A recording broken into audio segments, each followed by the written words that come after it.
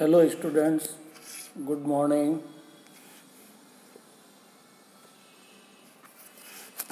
अभी तक अपन ने प्रवर्तकों के दायित्वों और कर्तव्यों के बारे में चर्चा की थी। आज हम बात करेंगे कंपनी के जो प्रवर्तक है उनके अधिकार और उनके पारिश्रमिक के बारे में। तो कंपनी के प्रवर्तकों के अनेक दायित्वों एवं कर्तव्यों के साथ साथ इनको कुछ प्रमुख अधिकार भी दिए गए हैं। उन अधिकारों के बारे में आज अपन चर्चा करेंगे।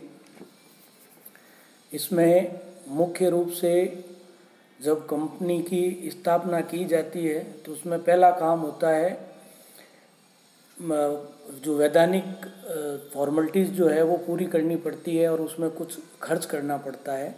तो सबसे पहला काम जो है या जो पहला जो अधिकार है प्रवर्तक का वो है प्रारंभिक व्यय प्राप्त करने का अधिकार, right to receive preliminary expenses. Company के प्रवर्तन के समय अनेक खर्चे करने पड़ते हैं। उन खर्चों को प्रारंभिक व्ययों के नाम से जानते हैं। कंपनी अपने अस्तित्व में आने के बाद इस प्रकार के जो एक्सपेंसेज है अपने प्रवर्तकों को चुका देती है अथवा चुकाने का अनुबंध कर लेती है। अनुबंध हो जाने के बाद प्रवर्तक कंपनी से पारिश्रमिक व्यय प्राप्त करने का वैधानिक अधिकार रखते हैं, लेकिन इस संबंध में ये ध्यान रखना चाहिए कि कंपनी इन व्ययों को चुकाने के लिए कानूनी रूप से बाध्य नहीं है। प्रवर्तक स्वेच्छा से कंपनी के निर्माण का कार्य करते हैं, अतः वे कंपनी पर वाद प्रस्तुत करके प्रारंभिक व्यय की राशि वसूल नहीं कर सकते। परंतु यदि कंपनी ने अपने अस्तित्व में आने के बाद इन व्ययों को चुकाने का प्रवर्तकों से अनुबंध कर लिया है तो कंपनी इन व्ययों को चुकाने के लिए बाध्य हो जाती है। यहाँ ये स्पष्ट कर देना भी उपयुक्त होगा कि कोई भी कंपनी अपने अंतर नियमों द्वारा अधिकृत सीमा के अंदर ही प्रारंभिक व्ययों का भुगतान कर सकती है। यदि कोई कंपनी अपने अंतर नियमों में उल्लेखित राशि से अधिक राशि का भुगतान करती है तो वह अधिकारों के बाहर भुगतान माना जाता है। नेक्स्ट है इसका सप्रवर्तकों से आनुपातिक राशि प्राप्त करने का अधिकार। यदि किसी कंपनी के प्रविवरण में मिथ्या वर्णन या कपट के लिए एक से अधिक प्रवर्तक उत्तरदायी है तो कंपनी तथा अंशधारी किसी एक प्रवर्तक से क्षतिपूर्ति प्राप्त कर सकते हैं। ऐसी क्षतिपूर्ति चुकाने वाले प्रवर्तक का ये अधिकार होता है कि वह अपने सह प्रवर्तकों से आनुपातिक रूप से क्षतिपूर्ति प्राप्त कर ले। इसी प्रकार गुप्त लाभों एवं कंपनी के प्रति कर्तव्य भंग आदि के लिए भी प्रवर्तक व्यक्तिगत अथवा सामूहिक रूप से उत्तरदायी होते हैं। नेक्स्ट है इसका पारिश्रमिक प्राप्त करने का अधिकार। प्रवर्तक कंपनी के निर्माण के लिए कई कार्य करते हैं और प्रयास भी करते हैं। उनकी इन सेवाओं के प्रतिफल के रूप में उन्हें पारिश्रमिक प्राप्त करने का अधिकार होता है, किंतु उनको ये वैधानिक अधिकार नहीं है। यानी पारिश्रमिक के लिए कंपनी पर वो वाद प्रस्तुत नहीं कर सकते हैं। लेकिन यदि कंपनी के निर्माण के बाद कंपनी ने प्रवर्तकों को पारिश्रमिक चुकाने का अनुबंध कर लिया है तो फिर प्रवर्तक कंपनी पर वाद प्रस्तुत करने अपना पारिश्रमिक प्राप्त कर सकते हैं।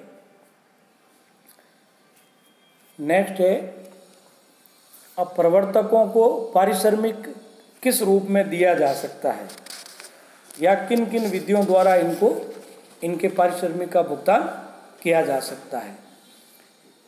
इसमें संपत्ति पर लाभ देकर के, यानी प्रवर्तकों को पारिश्रमिक का भुगतान करने के लिए उनकी संपत्ति को ऊंचे मूल्यों पर खरीदा जा सकता है इस प्रकार प्रवर्तकों को स्वतः कुछ लाभ मिल जाएगा, लेकिन इस लाभ को निष्पक्ष संचालक मंडल अथवा अंशधारियों के सामने प्रकट करना जरूरी है।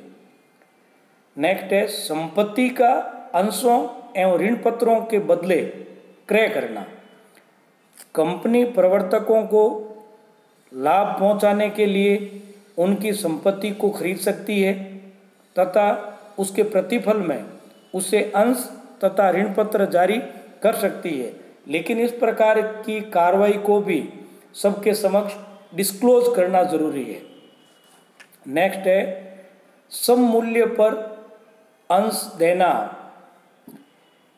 कंपनी प्रवर्तक को सम मूल्य पर अंशों का विक्रय करके उसे अपने कार्यों का प्रतिफल चुका सकती है, परंतु ऐसा तभी संभव है जब कंपनी के अंश प्रीमियम पर बेचे जा रहे हों अथवा बाजार में प्रीमियम पर बिक रहे हों।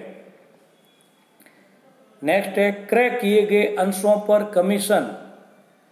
कंपनी अपने कुल विक्रय हुए अंशों पर प्रवर्तक को कुछ कमीशन दे सकती है।